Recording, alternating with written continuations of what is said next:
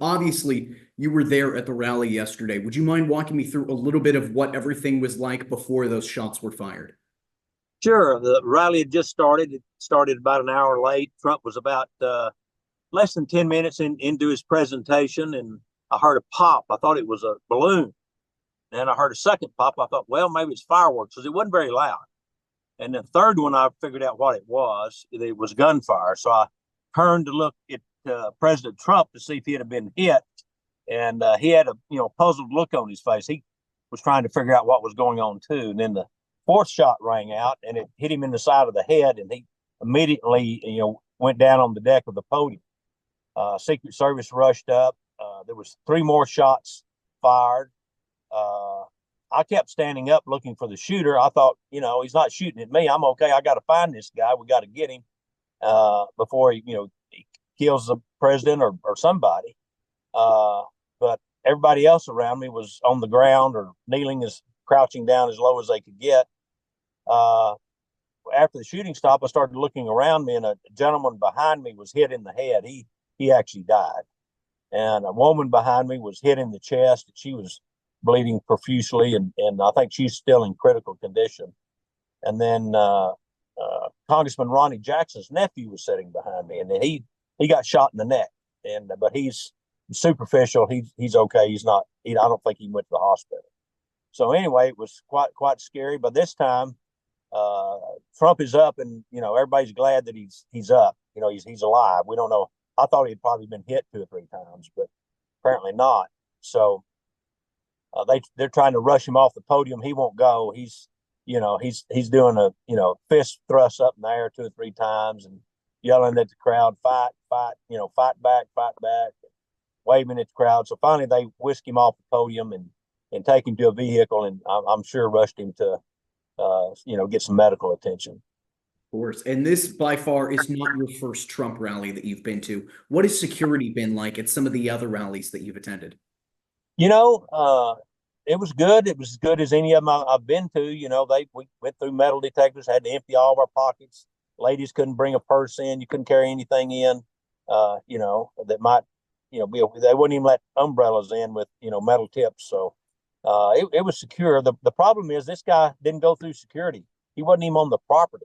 He was like 130, 150 yards away, across the street on a warehouse, some kind of building, metal building, and he didn't go through security. So security wasn't lapsed. I will say, when it was over, the security detail did a really good job of handling the crowd. Of course, people were yelling. They were mainly yelling for medical attention.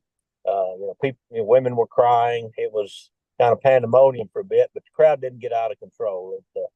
When we finally got to the point where we needed to leave, everybody exited it in an orderly fashion and got out of there. So they did a good job handling the crowd. I know you told me originally you thought it was a balloon pop that turned into fireworks and such forth.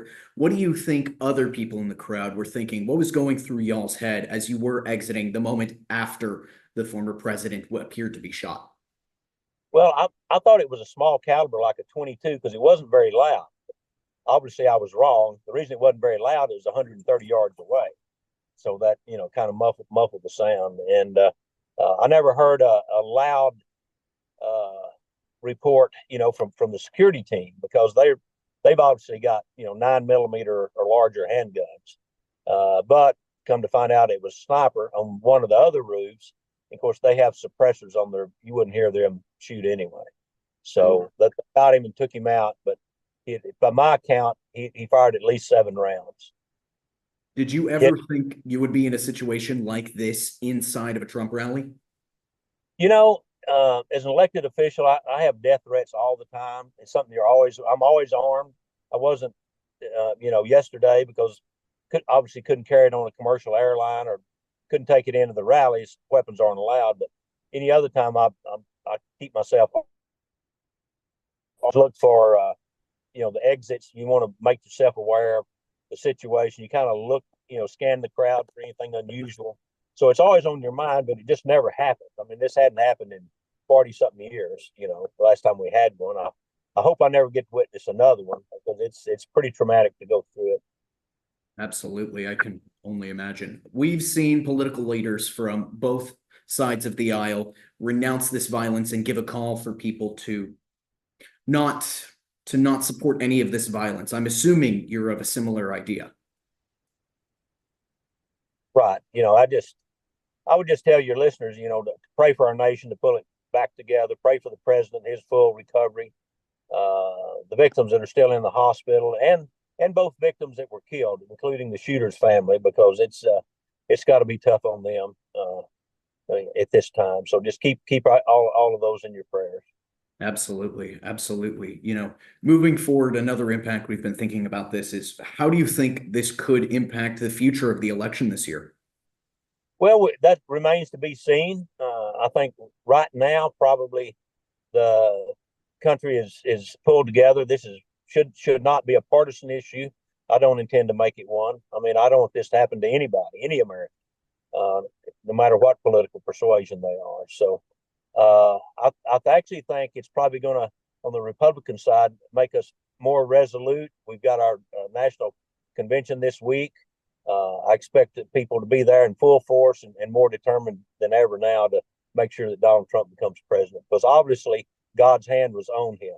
Another half inch, to the left, and he wouldn't be here. Yeah, absolutely. Do you expect President Trump to be at the convention per normal this week? Absolutely, he'll be there. I promise.